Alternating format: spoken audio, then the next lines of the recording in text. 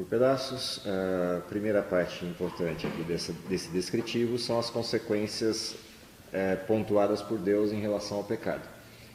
O curioso dessas consequências é que elas estão ligadas ao que estava no princípio da criação. Então, para cada item que a gente encontra lá em Gênesis 1, 26 a 28, a gente encontra a correspondência aqui naquilo que Deus pontuou como resultante do pecado. Então, assim que Deus termina de criar o homem e a mulher, ele dá uma bênção e diz: sede fecundos, multiplicai e enchei a terra. A primeira das consequências do pecado que Deus traz à tona tem a ver com aquela bênção. Então, multiplicarei grandemente a dor da tua conceição, tem a ver com a bênção que estava lá atrás do ter filhos. Então, aquilo que era uma das semelhanças com Deus, que era, no caso, similar ao processo da criação, agora passa a ser um dos elementos afetados pelo pecado.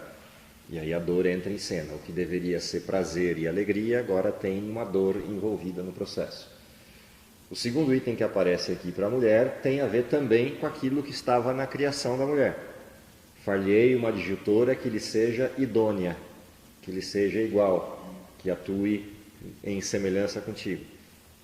Consequência para a mulher, depois do pecado, passa a ser: o teu desejo será para o teu marido e ele te dominará. Então, os dois elementos que estavam pontuados na criação, agora eles mudam de contexto depois do pecado. Para o homem é a mesma coisa. Quando Deus termina de criar o homem, ele tem algumas referências que ele apresenta para o homem. Uma dessas referências é o domínio sobre todas as coisas. Todas as coisas na terra serviam ao homem, contribuíam para ele. Na apresentação do pecado, a terra se torna maldita por causa do homem e ela passa a contrariar aquilo que seria a aspiração humana. E, portanto, ela conspira contra o ser humano. Cardos, espinhos, violência, selvagem, etc. Todos esses elementos são resultantes do pecado.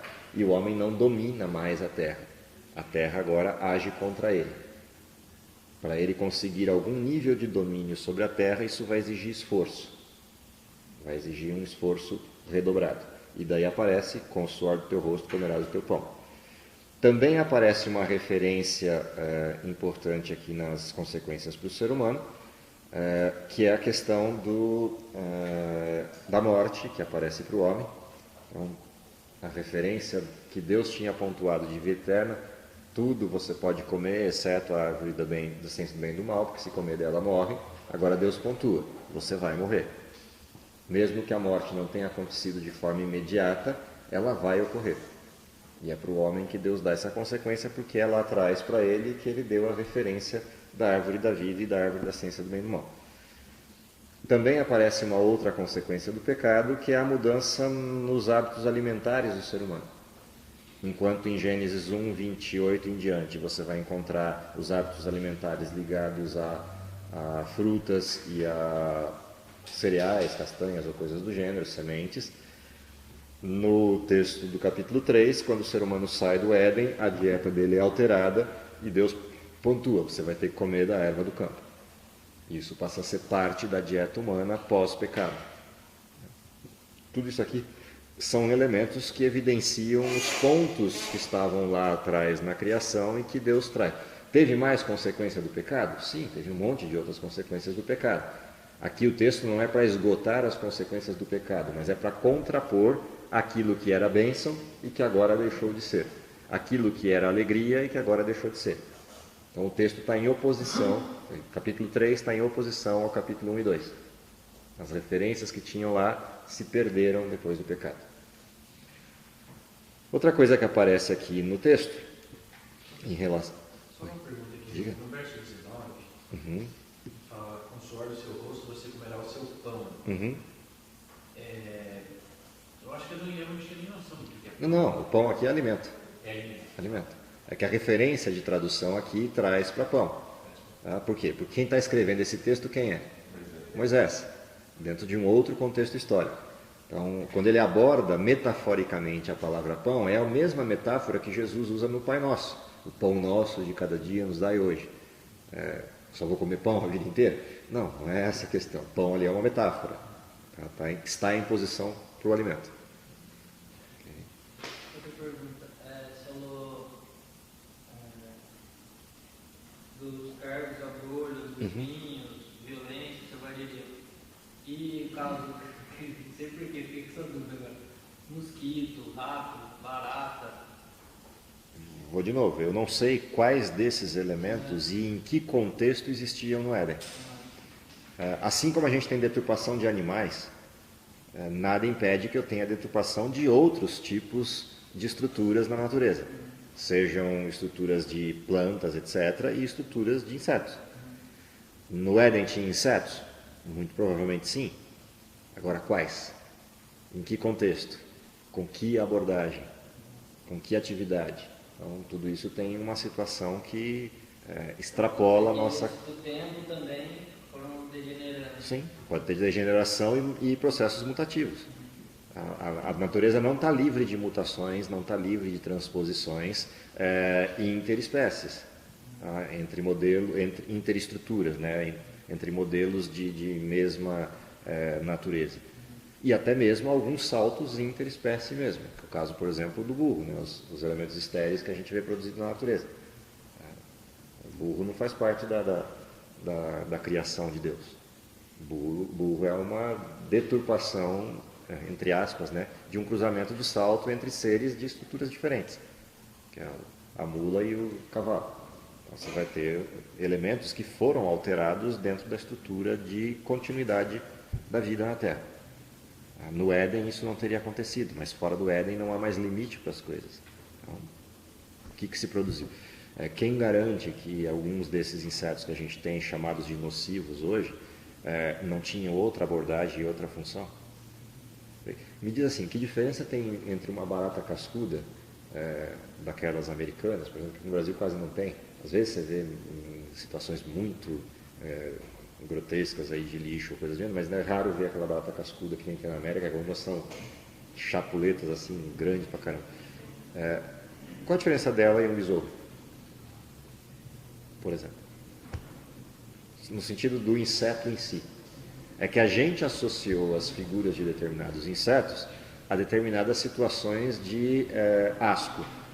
E aí quando a gente vincula essas situações de asco a esses insetos, é que eles criam um contexto fora do padrão para nós.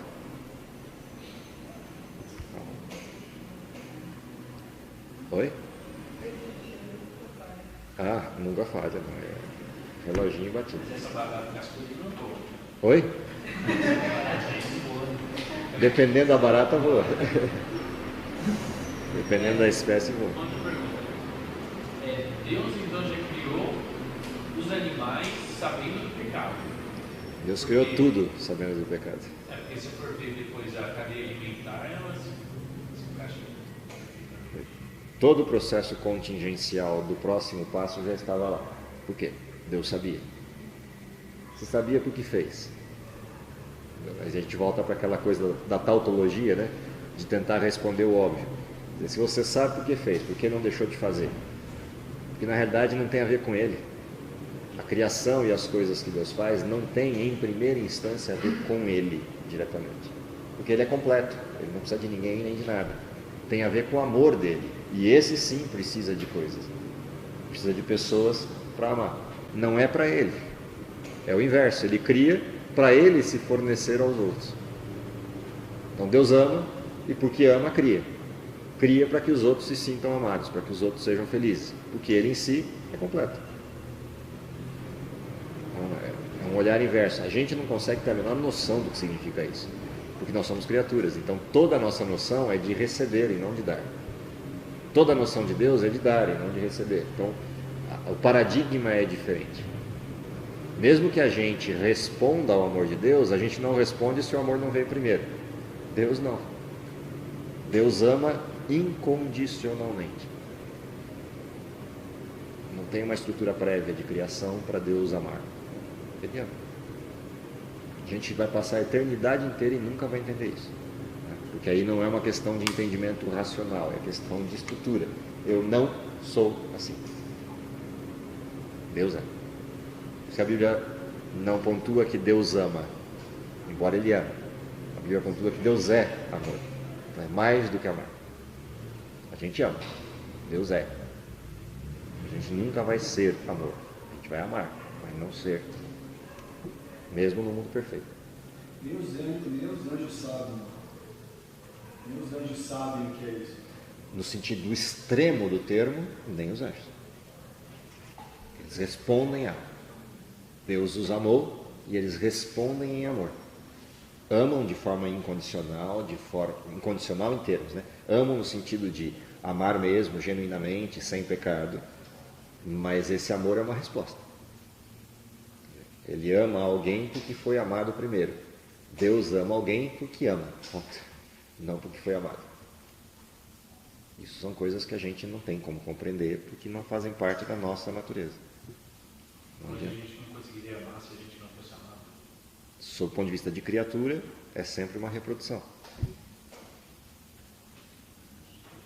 Você consegue decidir amar quem não te ama. Isso você consegue fazer. Mas por que você consegue? Porque alguém te amou primeiro. Tem uma referência prévia a isso que te leva a essa decisão. Ora, se Deus me amou quando eu ainda era pecador, por que eu não amaria o outro que não me ama? É uma resposta. Diferente do amor de Deus. O amor de Deus não tem condição, não tem argumentação, não tem um processo de balanceamento. Não, Deus ama. E Deus é amor. Ponto.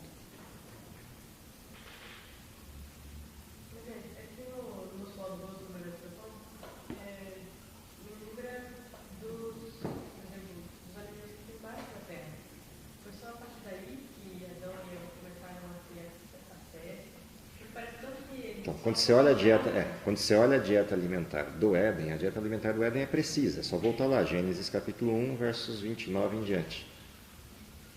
Se eu não estiver equivocado, é por aí. É isso aí. Se olhar aqui, está bem explícito o modelo. Eis que vos tenho dado todas as ervas que produzem semente, as quais se acham sobre a terra, de toda a terra, sobre a face de toda a terra, bem como todas as árvores em que há fruto, que dê semente, servosão para o mantimento. Então, está bem claro qual é a dieta aqui. A dieta aqui que é frutos e sementes. Ou seja, castanhas e todas as coisas que fazem parte desse leque e os frutos. Isso é a dieta do ser humano. E se você olhar a estrutura orgânica humana, de fato, essa é a melhor dieta em termos daquilo que é a condição humana. Só que ela não é a dieta completa. Sim, sob o ponto de vista, se eu falar do Éden para dentro, ele tem razão. Ele se equivoca quando ele fala isso do Éden para fora. Porque do Éden para fora, esses alimentos não são completos para tudo que o ser humano necessita. Por mais que eu queira forçar a barra para dizer que é. Não são. São bons, mas Faltam coisas por duas direções básicas. Coisa número 1 que falta. Os alimentos já não têm mais o mesmo vigor e nem a terra que tinha naquela época. Portanto, eles têm perda. Assim como tudo tem perda de vitalidade, os alimentos também têm. Então, eles já não fornecem aquilo que é compatível com tudo que eu preciso. Ninguém vai morrer por se alimentar de frutos e de sementes. Você não morre por isso. Porque a gente não morre por falta de comida, a não ser que passe fome. A gente morre por excesso. Então, assim, eu não posso justificar um padrão pelo outro. E é esse o erro que muitas vezes se comete numa análise superficial da Bíblia. Eu não justifico um fenômeno pelo outro em cima de um postulado errado. Então, beleza, vai morrer se comer só fruto e semente? Não, desde que você faça o quê? O leque aberto. Então, todas as possibilidades de semente, todas as possibilidades de fruto. Então, num país tropical até isso é possível, você tem um leque bem grande, só que tem que ter bolso para isso. Tem que ter o leque grande, mas o bolso tem que ser grande na mesma proporção. Por quê? Para você fazer a varredura das sementes que dão conta de todas as abordagens e variar para não ficar em cima de um bloco só castanha de caju, só castanha do Pará, você variar esse bloco, essa variabilidade que complementa a dieta inteira tem um custo, tem um preço. E não é barato. Só olhar um pouquinho de compras de supermercado, você vai ver que não é barato. Oi? Então ele tem noção de quanto custa a parede da direita do mercado. A parede da esquerda é bem mais barata que a parede da direita. Entendeu? É só lembrar. E percebe, toda a parte nutricional boa está na parede direita. Só que ela é 1/3 ou mais cara, se eu for usar na mesma quantificação. Então esse é o draw, esse é o nó da estrutura. A parte de remédios, tudo que cura ou tudo que é preventivo de doenças diretas, está no segundo bloco. Está nas ervas. Todos os remédios que a gente conhece na alopatia moderna são derivações sintéticas de coisas que estavam presentes no mundo natural, nas ervas, nas raízes. São ali que estão os elementos de remédio. Então, quando você muda a dieta humana, isso também tem um fator futuro. Aliás, todas as questões, embora isso não seja uma modalidade direta, mas ela é indireta, todas essas maldições pontuadas aqui, como consequências do pecado, têm embutidas nelas uma bênção. Todas elas. Então, quando eu falo em dor, aqui serve a dor para quem está fora do Éden. Para doer? Não. A dor é o único mecanismo de proteção que a gente tem aqui do lado de fora. É a dor que me tira a mão do fogo, é a dor que me tira a mão do espeto, é a dor que me evita um eclâmpse, é a dor que me sinaliza, corre para o hospital porque daqui para frente não tem o que fazer. Isso tudo está embutido atrás desse dor do parto. Quando eu olho, o teu desejo será para o teu marido e ele te dominará, beleza, isso é uma consequência direta do pecado que desestruturou a idoneidade. Ao mesmo tempo, equalizou a ordem do caos. Já imaginou duas pessoas iguais, pensando diferentes, tentando se ajustar? Então, essa diferença também traz embutido um outro modelo. Existe uma equalização de forças aqui que, se tratada do jeito bíblico, resolve a conta. Ou seja, essa subserviência, fruto do pecado, pode ser revertida em submissão. O domínio, fruto do pecado, pode ser revertido em alteridade e não em autoridade. Mas para fazer isso, o que eu preciso? Cristo no meio do caminho. Então o mandamento para os homens passa a ser qual? Maridos, amai as vossas mulheres, como Cristo amou a igreja e se entregou por ela. Assim como o mandamento para as mulheres passa a ser: mulheres, sejam submissas aos vossos maridos, como ao Senhor, ou em amor. Então, esse desenho passa a mudar o protocolo do efeito direto do pecado. Em não feito esse desenho, será domínio mesmo, com autoritarismo e subserviência. Então, quem vai decidir sobre qual vai ser a consequência é o homem e a mulher. E o depositário disso passa a ser a comunhão com Deus. Se eu tenho a comunhão com Deus estabelecida, isso se equaliza, mas não se perde o domínio, porque a consequência do pecado está lá.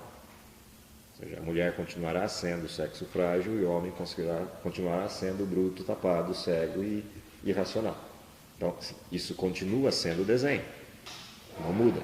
O que muda no desenho é a submissão desse sujeito a Cristo e dessa sujeita a Cristo, que muda o protocolo de relação entre os dois. Então, esse passa a ser um desenho. Então, no protocolo tem uma bênção embutida. A maldição... Oi? Então, agora se a gente vai para o do homem, é a mesma coisa. Quando ele vai ter que suar para trabalhar, a degeneração, o efeito colateral do pecado, diminui no tempo. Então, quanto mais atividade física ele faz, mais ele estica o prazo de validade. Então, longevidade vai ter ligação direta com a alimentação do ser humano, com o seu trabalho e com o seu descanso. O equilíbrio dessas três coisas e o uso dessas três coisas vai produzir uma bênção no final. Portanto, o suor do teu rosto comendo o pão não é em si somente uma maldição. A maldição está no que a terra está produzindo para mim de efeito colateral. Mas o eu ter que trabalhar se torna uma bênção. Atrás do fenômeno tem uma bênção. Que mais que aparece aqui? A única coisa que eu não posso dizer em primeira instância olhando e achar que é bênção é a morte.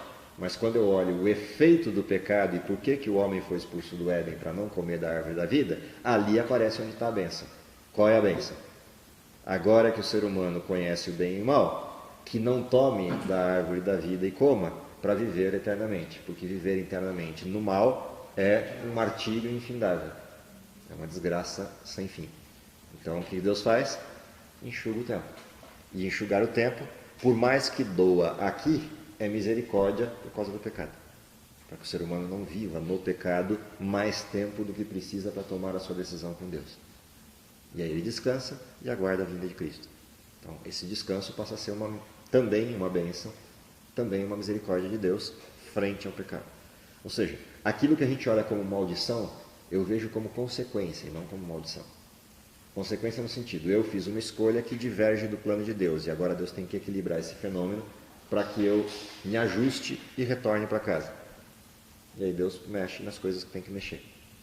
Então a dor aparece, Deus mexe na estrutura de genes humana, liga lá o que não estava ligado, desliga o que estava ligado e muda o contexto. Isso a gente começa a perceber hoje, na cultura genética de hoje, de que há desativados e há um monte de outros ativados. E alguns desses ativados, se eu mexer neles, eu mudo o contexto da estrutura humana. Por exemplo, um que eu listei aqui há um tempo atrás, que é a questão da visão.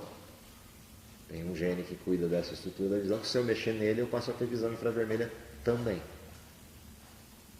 Passo a enxergar calor. Pergunta, quais dos genes que a gente tem desativado na estrutura humana que estavam ativados no Éden? Quais foram desativados e quais estavam desativados no Éden e foram ativados depois dele? Uma pergunta interessante para se fazer para a estrutura humana. Só o Papai do Céu conhece isso. Esse mapa está com ele. O que ele ligou e o que ele desligou, esse mapa está com ele. Mas que tem estruturas aí atrás que estão desligadas e outras que estão ligadas arbitrariamente, e que se eu mexer muda tudo, o contexto, elas são reais. O ser humano tem tentado brincar com esses fenômenos para conseguir aquilo que é o sonho da vida humana, né? A vida eterna. Mas esse negócio do infravermelho saiu já escrito sobre isso? Sim. E foi na prática? Sim. Você já tem elementos. Tem várias estruturas aí que estão começando a aparecer. Depois que você fez o mapeamento do genoma, a partir daí o céu é o limite, né? O último nível da carreira que a gente tinha, pelo menos daquilo que era bruto nos paradigmas antigos de ciência, rompe-se quando você consegue mapear DNA. A partir daí, você muda o patamar das pesquisas e muda o lugar onde você vai fazer as pesquisas e as plataformas que você vai mexer. A regra do jogo você já conhecia desde o tempo de Mendel, mas a aplicação dessas regras visivelmente com todos os desenhos dela aparecem quando você consegue de fato o mapeamento completo. A partir daí, você começa a descobrir um monte de coisas que você não sabia. E qual é o motivo de eu poder enxergar calor? Não, a questão não é nem descobrir motivo ou não, são coisas que você descobre por acidente. Você está fazendo pesquisa, você descobre que tem uma estrutura desativada e você ativa. Quando você ativa, você descobre que ela produz um tipo de efeito. Então, é o ser humano fazendo pesquisa. Mas tem como ativar? Hoje você manipula a estrutura genética, não manipula? Mas no ser humano? Em qualquer estrutura, se você descobrir onde está. Nós não estamos hoje trabalhando para descobrir qual é a fonte de Parkinson, por exemplo? E que elementos do cérebro, que se eu mexer neles, eu paro ou retardo o Parkinson? A gente não está com pesquisas bastante avançadas tentando reversão do Alzheimer, descobrindo qual é a cadeia genética que lida com o Alzheimer para reverter o processo? É nesse nível que estão as pesquisas hoje. Entre você descobrir qual é a estrutura e você conseguir manipulá-la, sempre tem um tempo. E entre você descobrir que pode manipulá-la e quais são os efeitos colaterais, tem outro tempo. E no meio de toda essa briga está a discussão legal. Posso ou não posso alterar modelos genéticos? E aí tem uma discussão de nível ético. Células-tronco e todas essas coisas do gênero. Então, quando você entra nesse campo, que é a pesquisa genética, isso não é agora, isso é de 20 anos atrás. Quando eu estava na faculdade, já existiam livros, por exemplo, um livro que eu tive que ler na época de graduação, falando de 25 anos atrás, 26 anos atrás, vocês não eram nem nascidos, tinha um livrinho que tinha saído em português, já era um livro de pelo menos uns 5 ou 6 anos em inglês, e tinha saído em português, eu li na graduação. Era Brincando de Deus o título de livro. Ele já discutia naquele então, de 27 anos, 26 anos atrás, essa discussão dos modelos genéticos, essa briga dos modelos genéticos e a possibilidade ou não de eu mexer nisso. Já existiam pesquisas bem avançadas naquela época na prospecção de mexer na estrutura genética, principalmente nas plantas naquela época. Mas lá pra cá, eles continuam estudando e não conseguiram avançar muito assim, palpavelmente, né? Tem muita coisa já avançada, só não vem à tona. Muita coisa avançada no laboratório e tal, mas... Ela não vai para a rua por causa da discussão legal. Pensa mais ou menos assim, o laboratório está aqui. Mas a possibilidade de eu trazer para o mundo real está aqui atrás. E não é porque o laboratório não tenha condições. Por exemplo. É porque eu não consigo liberação legal para fazê-lo. Sim, mas por exemplo, o caso daquela ovelha lá, Dolly, né? Que fizeram um clone e tal, acabaram descobrindo que a ovelha já vinha a vida com problemas de velha. Até quando? Até pouquinho tempo atrás, coisa de mês atrás, quando eles conseguiram o primeiro nível de clonagem direta com bagagem perfeita. Portanto, já não é mais um paradigma a questão da Dolly. A Dolly foi o primeiro dos elementos num animal macro como o tamanho de uma ovelha. Mas depois da Dolly já foram clonados um monte de outros animais. Como antes dela, também a gente já tinha discussões de clonagem, só não vinham à tona como modelo de pesquisa por causa de não haver liberação legal de outros animais. A Dolly foi a primeira que veio à tona com todo o foco legal, liberação e todas as discussões éticas da pesquisa. Mas quantas outras estruturas foram feitas assim, por baixo dos panos, para testar? Ciência é assim. A gente não pode imaginar que o laboratório é bonitinho e segue as regras. O laboratório não segue as regras. Ele segue as regras quando ele descobre que dá para fazer, e aí se ele quiser publicar vai precisar seguir as regras. Mas até ele chegar lá, ele já fez muita bagunça lá atrás. Lembrando que laboratórios, a gente tem laboratórios em lugares de prospecção pública, mas eu tenho um monte de laboratórios que estão aonde? Nas estruturas militares. Os laboratórios mais avançados do mundo, em termos de avançar a linha do limite ético da pesquisa, não são os laboratórios públicos, são os laboratórios militares. Então, assim, quanta pesquisa está engavetada na América, na Alemanha, na França, na Inglaterra, atrás do modelo militar. Pensa nas batalhas, guerras químicas, tudo isso. Oi? Deve ter soldado da linha vermelha também. Então, assim, a gente nunca tem um limite exato dessas coisas. Porque, infelizmente, a humanidade não é transparente, ética, etc., em tudo que faz. Ela avançou muito. É igual tecnologia. Pensa em TI. Quanta coisa a gente já tem inventada em TI, que a gente pensa em sonhos de futurismo, e elas já estão prontas, já estão fora do laboratório, prontas para ser produzidas, só não foram por uma questão comercial. Se você pegar HP, Dell, Samsung, Sony, etc., esses caras têm pesquisas para 10 anos para frente. Pesquisas lançarem tudo de uma vez e O mercado esgota. Você dá um salto exponencial na plataforma sem que todas as intermediárias tenham sido vendidas. Lembra? Pendrive, você lembra disso? Quanto tempo levou para um pendrive de 128 caixas, 128 chegar na praça? 10 anos quase? Por causa do tamanho, né? Não, ele já estava pronto quando? Quando você fez o primeiro pendrive, até 1 tera já tinha pronto. Já tem pronto. Quanto tempo vai levar para chegar até o mercado? O tempo que você vender cada nicho. Você vendeu 1 giga, na verdade começou com... programas do tamanho também, né? Exatamente. Não adianta. Você tem que fazer leitura, pacotes de dados, tudo isso tem que... Se pegar os Windows mais antigos, você não conseguia transferência de pacotes de dados maiores que... Eu não lembro mais. Faz tanto tempo que eu já não lembro mais os limites. O primeiro USB era piada perto. Então, e como que a concorrência está nesse sentido? Que concorrência? Elas em si, Não, isso aí tem acordos. Isso tem acordos de bastidor. Tem alguém que registra a patente. Primeira conversa é essa. Então, quem registrou a patente é o dono da tecnologia em termos de lançar primeiro e de decidir a sequência. Os outros que copiam sempre na carona de. Você pegar a tecnologia de determinados elementos, o primeiro que descobriu a tecnologia registrou a patente, ok, fechou. Daí para frente o que acontece? Se essa patente está fechada e não tem elementos de cópia possíveis que caminhem em paralelo à patente, então você não tem jeito, só que ele vai lançar. Se ela está semi-aberta e outros têm condições de desenvolver tecnologias similares, então eles vão, só que aí começam os acordos. Porque se você lançar o outro muito à frente, o que acontece? Ele também queima o mercado dele. Então ele meio que vai na carona. E ele vende um valor agregado ao pacote. Então a discussão ali não era tamanho de pendrive, a discussão era o quê? Um pendrive era assim, outro era menor, um era mais robusto, outro era menor. Um tinha negócio de fechar, o outro não tinha. Então eles brincavam em cima da mesma plataforma de tamanho, mas fazendo o quê? variações na caixa, na casca.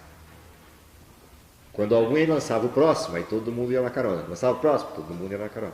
Mas esse acordo dos bastidores, porque, por exemplo, nessa do pendrive, a gente lembra que na mesma época, tinha sempre um que lançava um menor, aí ia todo mundo correndo pro menor. Sim, mas era a mesma coisa. Só Era menor, mas de mesma capacidade. Você não alterou o paradigma central, que é a capacidade. Você alterou o quê? Você alterou a casca.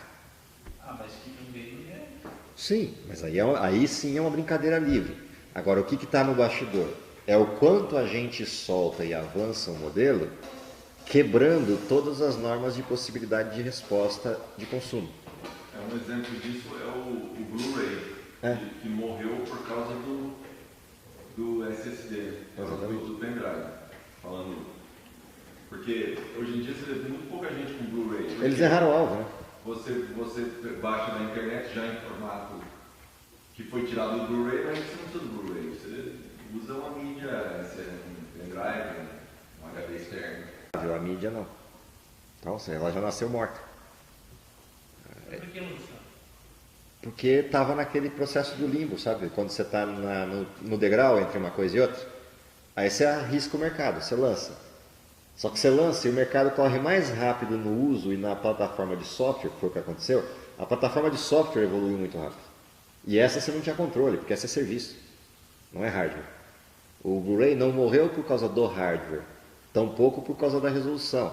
Ele morreu por causa da mídia. A mídia foi superada pelo software. Se eu tenho o vídeo digital de um lado, que é software, plataforma virtual, e tenho o vídeo do outro lado, que é plataforma física. Esse aqui custa 0, esse aqui custa 2x, qual que eu fico? Então não tinha mercado. É diferente de quando saiu do vídeo para o DVD. Do vídeo para o DVD foi um salto numa época em que as outras mídias eram caras.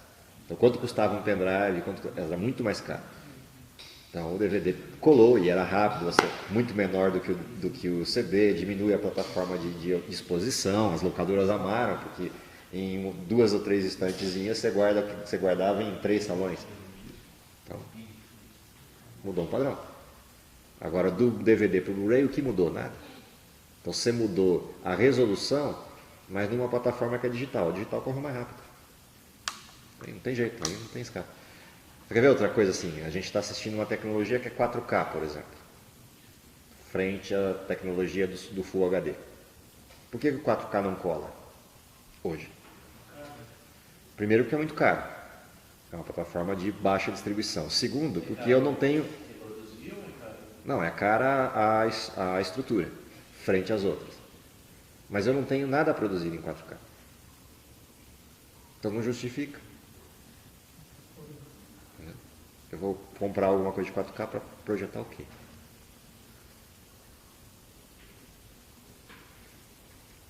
O Blu-ray passou por esse fenômeno. Quando ele foi lançado não tinha mídia. Mas o 4K ele é mais do que É 4 vezes o Full HD. 4 vezes por aí. Só. 4 vezes. Você sai de 1080, né? Que é a resolução do Full HD. 1080 para 1920 para 4.000 e os quebradinhos, né? 4024 por... Você quadruplica o fenômeno. Você diminui o pixel, onde cabe um pixel, cabe 4. É perfeito, a resolução é fantástica. Então, onde está usando o 4K hoje? Quem faz leitura de tela, que você precisa de alta resolução, então quem faz desenho, esse pessoal está comprando monitores de 4K, mas monitores, não TVs. Então, nessa área está indo razoavelmente bem o 4K. Porque tem os celulares novos que estão gravando em 4K, né? Mas Tem, mas não tem... É desperdício. Vai fazer diferença, sabe para quem? Para broadcast, TV. Então você já está começando a sair câmeras em 4K, principalmente em Super 35, que é aquelas câmeras que são câmeras de vídeo, mas que gravam com textura de filme. Então ali tem um campo interessante de exploração para o 4K. Mas é algo que vai ter que produzir material para depois ele chegar no público e o público ter sentido de usar. Tem um tempo. curioso é que isso estava no Gênesis, né?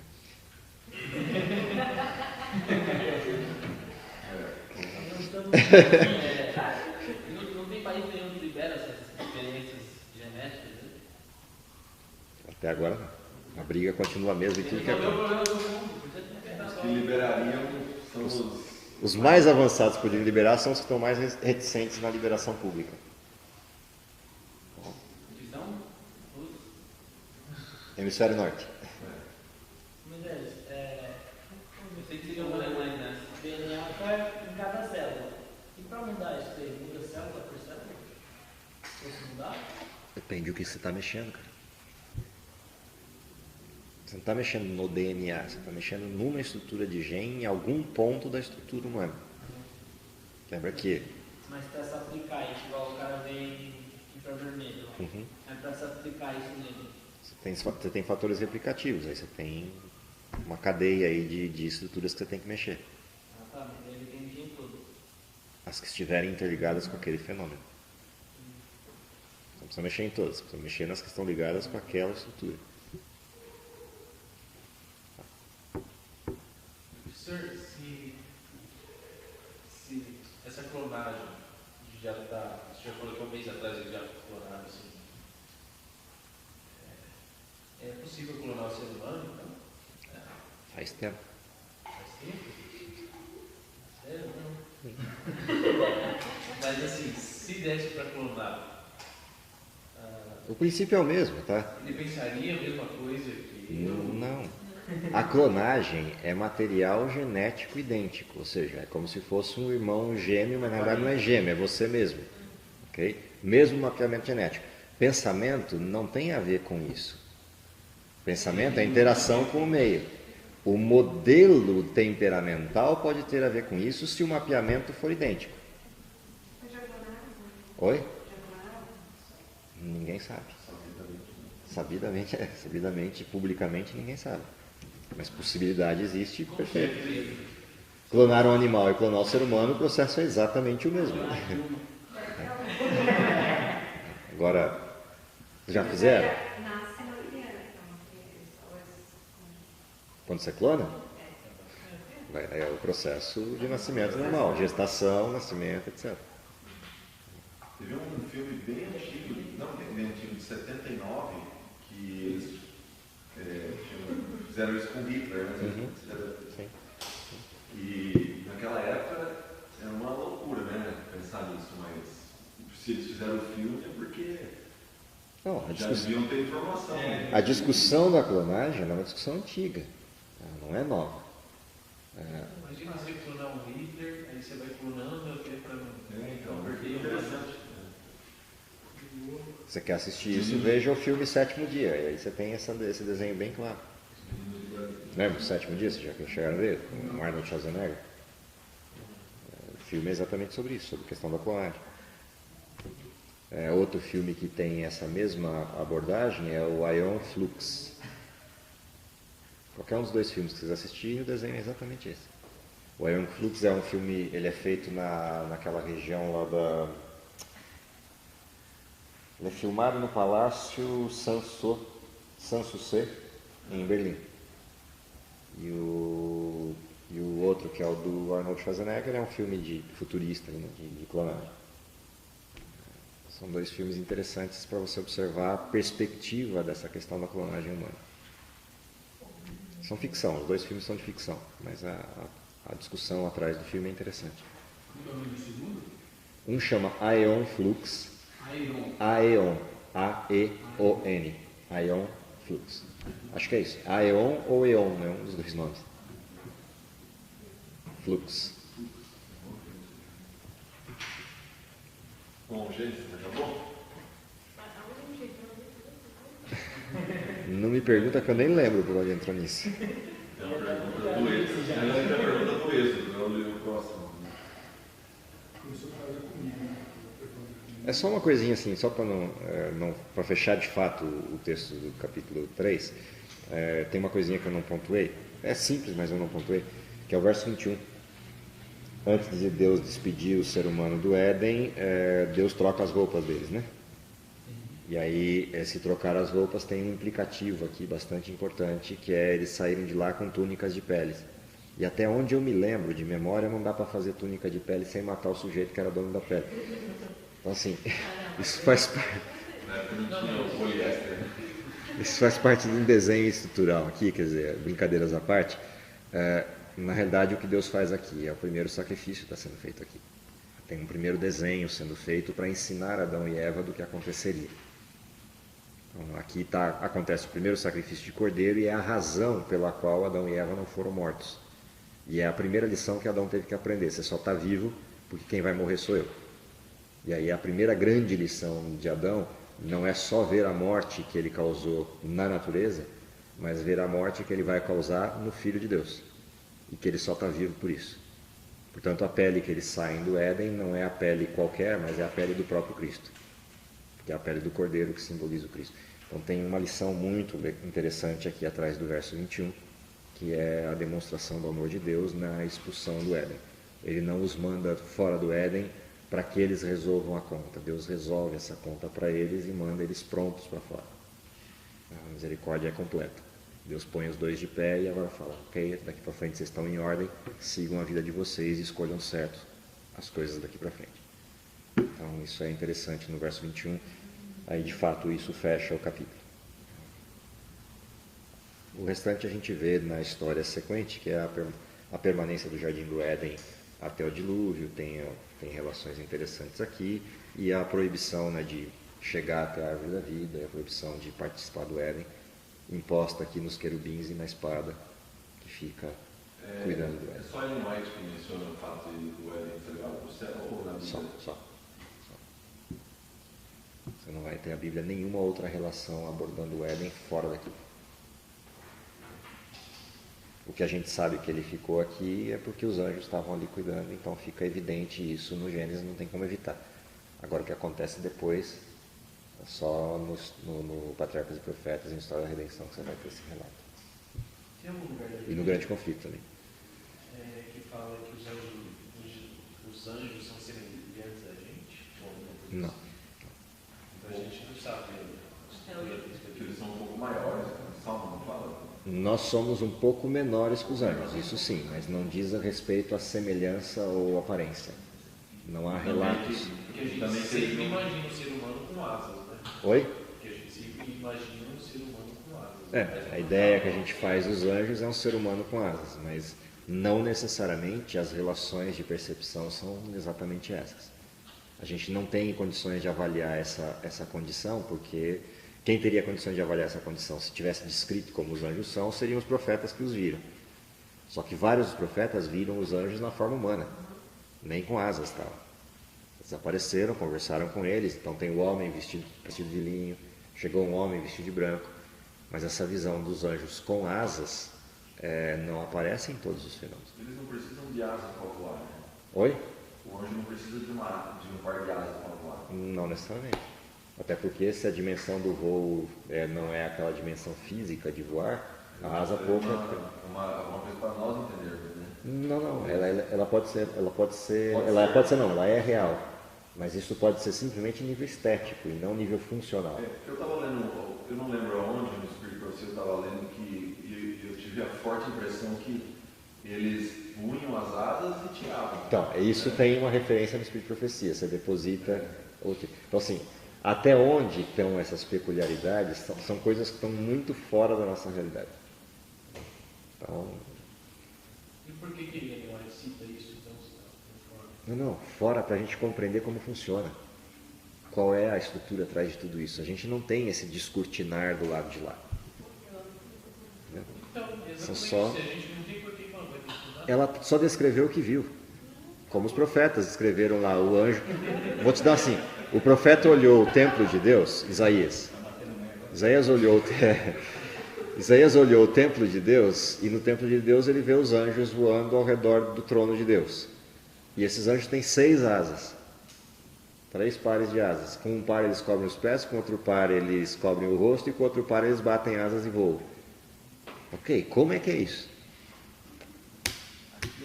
Ele só descreveu. Ele não está preocupado em explicar o porquê, ele está olhando e descrevendo a cena que viu. E não são quaisquer anjos, né? Tem anjos que são de um jeito, tem anjos que são de outro. Eles têm aparências e estruturas Os diferentes. maiores e os mais fracos, né? Exatamente. Os mais fortes. Você tem a gradação, né? Os arcanjos, arcanjo Miguel, depois você tem os anjos querubins, que é o querubim cobridor, depois você tem os anjos ministradores. Tem anjos diferentes no céu. Não são todos iguaizinhos. Então, quem tem 6 asas são os querubins cobridores, que trabalham diretamente ligados a Deus, onde Satanás estava. Mas não são só querubins que tem no céu, tem outros anjos. Não fala se Satanás continuou casado. Nenhum dos anjos expulsos do céu perdeu a sua condição, continuam iguais. O que mudou em Satanás foram as características do seu semblante, no sentido de o pecado torna o sujeito cada vez mais grave, ou seja, o olhar mais profundo, no sentido de a perda da ingenuidade. Então, o que mudou foi a feição de Satanás, não o rosto. Ele não sofre a degeneração que a gente sofre. Satanás é eterno. A condição dele não mudou. Diferente da gente. A gente degenera e morre. Satanás não. Está sempre do mesmo jeito, com o mesmo poder, com a mesma estrutura, só que a sua feição não é mais a mesma. Quanto mais ele se aprofunda no pecado, mais dura se torna essa feição. Acho que naquele livro. Qual é aquele livro que fala do Espiritismo? Do Espiritismo? Tem 3. Tem o do Fernando Scheich, Viagem Sobrenatural. Viagem Sobrenatural. Sim. Nesse livro, se eu não me engano, a pessoa descreve, não, ela vê um livro, ela vê uma pintura que parece que é do livro de Ellen White, quando Ellen White descreve Satanás, e ele fala que nossa, eu já vi essa pessoa. No caso, era Satanás mesmo, ou os outros anjos também podem se passar por Satanás? Não sei porquê. Satanás não é onipresente, né, como a gente sabe. Mesmo não sendo, ele pode aparecer em algum outro lugar quando ele quiser. Eu não preciso ser onipresente para aparecer. Eu preciso ser onipresente para aparecer em todos os lugares ao mesmo tempo. Ele se move bem rápido, né? Assim. Não, você quer se mover bem rápido, é só olhar a oração de Daniel. Lê Daniel capítulo 9 e vê o tempo da oração, que você vai ter ideia da velocidade. Daniel ajoelhou para orar, saiu a ordem no céu para o anjo vir contar para Daniel e explicar o sonho e a visão. Onde é o céu? Eu já fiz essa brincadeira, lembra? Imagina que o céu fosse na nossa galáxia, para não ficar longe, ficar pertinho. Tá? E esse perto fosse o centro da galáxia. São 14 mil anos para chegar aqui, a velocidade da luz. 1000 anos de luz. 14 mil anos a velocidade da luz. Daniel ajoelhou para orar. Antes dele terminar a oração, na metade da oração, o anjo estava encostando no ombro dele e falou: para, não precisa mais orar porque a resposta já veio. Lê a oração lá. Se você gastar 3 minutos para chegar até a hora do anjo encostar no ombro dele, é muito. Ele lendo bem devagar. E o anjo saiu do céu quando ele ajoelhou para olhar. Aliás, não quando ajoelhou. Quando ele ajoelhou para orar, saiu uma ordem no céu para o anjo vir explicar a visão. Então, vamos supor que a ordem levou uns 15 segundos, 20 segundos para ser dada. Mas o anjo estava no céu. No céu. Ele já estava aqui. No céu. Não, mas ele Que é o anjo Gabriel que vem explicar. Quem vem explicar a visão é o anjo Gabriel.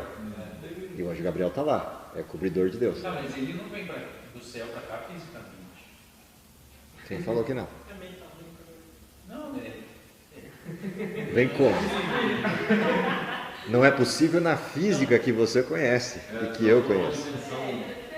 não, então, exatamente, ele não vem na dimensão que a gente conhece. Não, a física é outra. Se é que é física. É metafísica, é outro fenômeno. O tempo a gente está dentro do tempo. Eu vou brincar com você. Ele pode circular rapidamente, mas não estar em todos os lugares. Estar em todos os lugares é tempo zero. Não tem deslocamento. Ok? Tempo zero, Satanás não tem. Se ele deslocou para cá, o que ele perdeu? O que acontece aqui. E lembra, se ele discorrer para cá rápido e voltar na mesma velocidade temporalmente, ele ficou meio segundo aqui, meio segundo lá. O que ele ganhou de percepção nesse meio segundo? Zero. Não deu tempo nem de você raciocinar alguma coisa, nem de piscar. Ele foi e voltou. O que ele viu ali? Nada. Em meio segundo ele não vê nada. Então não adiantou ele ir rápido e voltar rápido para simular a onipresença, porque ele perdeu os dois lugares. Ele não é temporal no sentido da dimensão do deslocamento, mas ele é temporal no sentido da linearidade do aprendizado. Deus não é linear. O único ser no universo que não é linear é Deus. Todos os outros são, independente de eles terem tempo ou não. Satanás não conta o tempo, então a referência dele é outra. Como os anjos também não contam o tempo, a referência é outra. Mas eles continuam sendo lineares. Eles têm um começo, portanto são lineares. Deus não tem começo. Deus ele não é nem multivariável, ele é polinomial mesmo, é o elemento mais amplo que eu puder ter dos modelos de aplicação matemática. Se eu fosse aplicar isso em fórmula, seria quase um equivalente à fase 7 de base. Ou seja, não tem dimensão. Então, ele está em todos os lugares ao mesmo tempo, se quiser, conhece tudo o que está acontecendo ao mesmo tempo, paralelamente, mas não só paralelamente, ele conhece para trás e para frente. Então ele não tem só a dimensão pontual em paralelo. Ele ainda tem a dimensão total para frente e total para trás. Ou seja, tudo que está por acontecer ele vê, tudo que aconteceu ele vê, tudo que está acontecendo ele vê. Ok? Então assim, isso sim é ser atemporal. É não ter limite. Satanás não vê assim. E do nada, como que ele vai... Nem tenta. Ele vai explicar pra gente. Nem tenta. Nem tenta. Mas ele vai explicar pra gente o que aconteceu, tipo, antes dele criar as coisas? Ele pode contar se quiser. Se ele achar que isso é pertinente saber. Sim. Se ele achar que é pertinente saber, que tem condições de eu compreender e vale a pena contar, sim. Se ele chegar e falar para mim assim, olha, nem tenta. O que eu falo para ele? Ok, então vamos olhar para frente. Porque chegou um momento que eu acho que ele não sabia que podia criar, né? Falei, não tenta. Não tenta. A gente só consegue pensar até onde? Até onde a história alcança. O que sair da história, ou seja, sair da linha do tempo, não adianta tentar. Você é um ser temporal. Não dá para compreender o que é atemporal. Nem que se tente. Não tem explicação lógica naquilo que está fora da lógica. Aristóteles já pontuou isso bem claramente com todos os testes lógicos possíveis do raciocínio humano. E aí a conclusão que ele chega. A única coisa que eu posso falar é: existe um motor inamovível do universo. O resto é dali para frente. Dali para trás, nem tenta. E olha que Aristóteles teve tempo para testar isso na forma lógica por todos os caminhos que ele podia. Nenhum deles funcionava. Ele falou, não tem, aqui é o limite.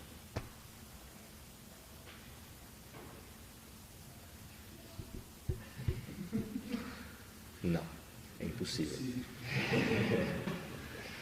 Difícil é pouco para expressar isso.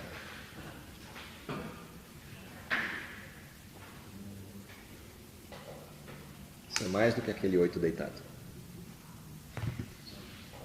O 8 deitado ainda é um fenômeno matemático visível. É mais que ele.